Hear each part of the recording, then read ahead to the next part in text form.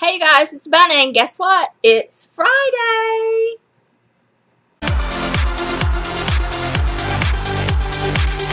Hey guys, it's Friday, and this week's topic here on Bookish Days is tips for new book reviewers slash booktubers. This topic was actually my idea when I put in, my list of things I thought we should talk about.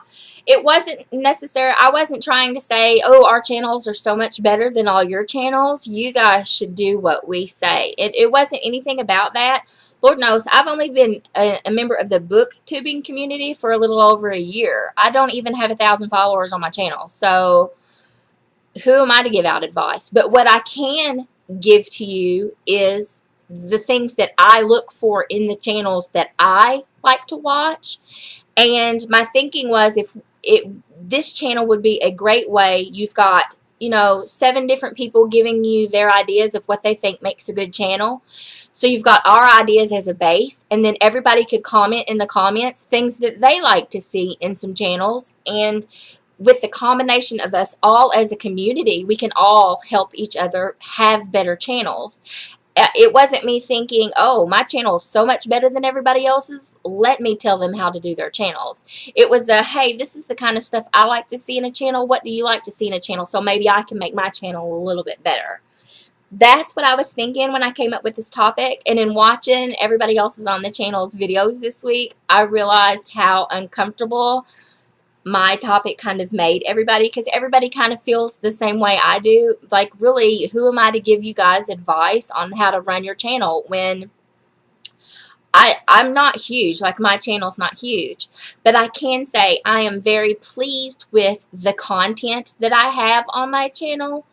And the people that have subbed to me, that have actually taken the time to comment to me, I'm pleased with the types of people that are watching my channel. And that's my goal. I want to have a channel that I can be proud of, and a channel where people feel like they can talk to me and I can talk to them. We can all talk books and get to know each other. And it's just a good place for everybody to get along. Do you know what I mean? So when I chose the topic for this week, especially, like, I think Monday kind of got a raw deal, because out of all of us, I think his channel was probably the newest, so he really didn't have any tips. Like, he was more looking for tips, which is fine. That's what this whole week's worth of topics is about. So I hope, when you watch this week's videos, you not only watch what we have to say and, take that for whatever you will, but I hope you also take a few minutes and maybe read the comments, because we are asking you as a community also, what are some of the things that you look for in a channel that makes a good booktube channel? So I made a list. Of some of the things that I thought I should say, and so I'm just going to go down my list and tell you my thoughts, and I would love it if you would reply down below and tell me some of the things that you look for in a channel. What makes a good channel for you? For me personally, it doesn't have anything to do with the editing. I don't care if your camera can only do 320, do you know what I mean, or 280p. Granted, I like them to be a little higher than 280, because the grainy is a little hard on my eyeballs, but that's okay. As long as I can hear what you're saying, I don't even necessarily have to see your face.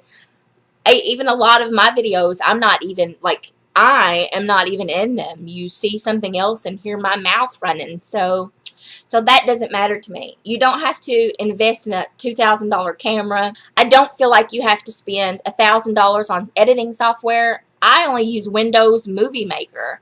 There are a ton of free editors out there for different operating systems that can all do different things. Just pick the one you think is the one you can work with the best. Watch as many tutorials that you can over that software, and you'll be able to do a lot with it that most people think you can't do with it because it's free. I do a lot of stuff in Windows Movie Maker, and people always say, how did you do that? I didn't know you could do that in Windows Movie Maker. You can. You just have to learn the program. You have to figure it out. So my first advice to you would be, you don't have to run out and invest in a new camera. You don't have to run out and invest in expensive software. Find some free software that you can use for editing and practice using it before you start your channel. Practice, how to edit out a lot of the I leave some in, but Lord knows, my videos, when I do a video, is anywhere from 20 minutes to probably 40 minutes of me talking. And then I cut it down to be like 15 minutes or less. So I edit out a ton. I have no idea how the people that sit down and look at their camera and just do it and then upload without editing, I don't know how they get through that. There's no way I could even get through that. That's insane to me. It would be so full of, you guys would click out and be out of there before I could even get my third sentence out. Y'all would be like, what? That chick don't even know English. And you would be gone.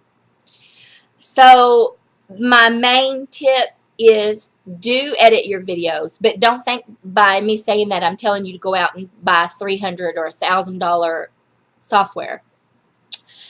Play around with the different free ones. Almost everything has a trial, even if it's not free, which a trial lasts about 30 days. So you've got a month to play around with it to see even if it's worth investing in if it's not free. Learn everything that you can about your editing program. I'm not saying you have to take a college course, but there is so much, there are so many free tutorials on YouTube. There is not a program out there, I don't think, that you could not find a tutorial. Like, every program has some tutorials posted on YouTube. Shoot, if you want to use Windows Movie Player, ask me. And if I don't know how to do it, I'm the kind of person that's going to make me mad that I don't know how to do it myself. So I'll go Google and find it for you. It's not that hard. So tip 1, edit. Tip 2, what do I have on mine? Be yourself. Don't be acting a fool up on your channel. If you get on there and all you're doing is bashing people or spouting cuss word, don't do stuff just for the shock value of it. Be yourself. Don't get on there and act a fool. Remember that old saying, birds of a feather flock together? So if you're on your channel and all you're doing is bashing other people or just being altogether negative, the only people that are going to subscribe to your channel are the people that like that. They like that kind of stuff. The first time that you say something they don't agree with, they're going to turn that liking that kind of stuff right around on you, and that's the kind of comments that you're going to find in your comment box. Don't invite the trolls into your house. It's a bit like saying, well, yes, officer, I knew he was a serial killer, and I did give him the axe, but I didn't think he would turn around and use it on me. So just be mindful not only of what you're doing on your channel, but be mindful of the kind of people that you hope are subscribing and watching to your channel. You know what? If you want to hang out with a lot of crazies, then be crazy by all means. Just, be mindful. That's the kind of people, if you're acting that way, that's who's going to subscribe to your channel. And that's the kind of people that are going to be commenting on your channel. And even though, everybody says, oh, if somebody leaves bad comments, they're just trolls, just, disregard it and delete it. That's fine and dandy. That's what I do. I get called fat. I get called trailer trash. You name it. I get some really nasty comments on my channel. And I delete them. And I move on. But, so just be real mindful of, before you start your channel, think about how you are going to present yourself. Be yourself and have fun with your channel. Don't do, drastic things just because you think that's going to get, oh, well, I'll be crazy at first so I can get a lot of subscribers and then I can calm down and be myself. If you get a lot of subscribers that subscribe because you're being some weirdo and then you try to straighten up and be yourself because you're tired of, being a weirdo, all those people that subscribed are going to unsubscribe. And then you're going to be sitting there wondering, well, where are all my subscribers going? Why is everybody leaving? It's because what they subscribe for, you're not giving that to them anymore. So think about the things that you want to be providing on your channel, I guess would be the way to put it. Just sit down and maybe even, write out some notes to yourself. This is what I want to do on my channel. This is what I expect back from, this is what I'm hoping to get from my channel. And then look at that and kind of take that loose guide as a way to determine how you go about your channel. The next thing I have on my list is don't be afraid of change. And what I meant by that is if you are posting things on your channel and you realize that you're not getting the comments that you wanted, or whatever, especially if you're doing like a weekly feature, don't be afraid to drop that and try something new. If you never change, if you never evolve your channel, you're not going to pick up more subscribers. So you need to be willing to do what you want to do on your channel, but if you realize something's not working, don't be afraid to try something else.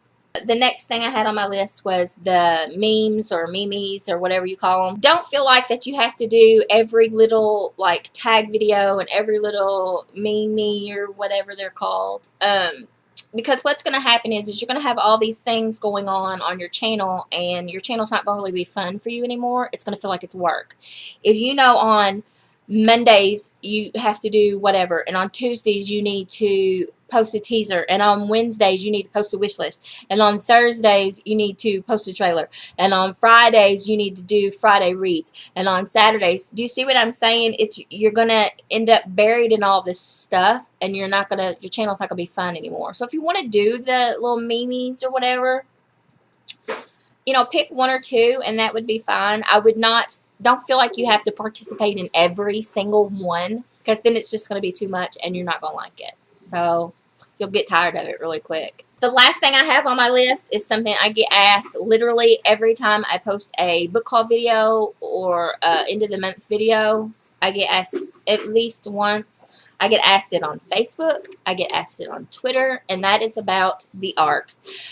How do I get free books? You always get free books. How do I get free books? The answer to that is there's no special secret place. There's nowhere to go put your name on a list. The publishers are just going to mail you books in the mail. It doesn't happen that way. If you are interested in being a book reviewer, note I said interested in being a reviewer, not interested in getting free books. If you are interested in being a book reviewer, you need to start your blog or start your channel or whatever your medium is going to be, and start reviewing. You can get free books everywhere. You can get free books off of FreeCycle, from the library. You can get cheap books. There's cheap used books that you can buy. These are all places that will get you books that you can read to have to review. Looking at it like I'm starting my channel or I'm starting my blog so I can get free books is looking at it backwards. The free books are going to be a perk for providing good content. If you do good book reviews and you enjoy reading, people will pick up on that, and then they will start offering you your books. If you are interested in digital ARCs, there are websites that you can go to and sign up to. But even if you sign up, it doesn't guarantee you're going to get a copy of the book. I wouldn't even tell you to go sign up at any of those sites until your blog has been up at least like 6 months, and you probably have anywhere from, say, 10 to 20 reviews, because even on those sites, you request the book, the publishers go and look at wherever you're planning on posting. If you don't have any posts, they're not going to give you a copy of the book. So concentrate on building your blog and putting forth good content, and then the free stuff will come to you. And I'm also down below going to link, last year or year before, Chapter Chicks did a very good video just with regards to ARCs and what ARCs are and how you go about getting them. And the way that they presented that video is better advice than anything that I could give you myself. So I'm going to put a link to the Chapter Chicks video down below, and if you've not already subscribed to their channel, they're one of my favorite, like, top 3 booktube channels. So I think you should go subscribe to them, or at a minimum, if you're interested in finding out what ARCs are and how to get them, you should go watch their ARC video. But yeah, that's it for me, and holy crap, this video is 20 minutes long. So what do you think about that? Wonder how much editing. I'm 22 minutes and 22 seconds and counting. Let's see how edited I can get this before I get it uploaded. But that's the tips for me I had this week. I'm sorry if anybody was disappointed in this topic. I thought it was a great topic. I would love for you guys to reply down below in the comments, or even do a video response and give us some of your booktube tips. What do you look for in a channel? What makes a channel good for you? What makes you subscribe to the channel, But yeah, so that's all from me this week. See you next week. Thanks for watching. See ya.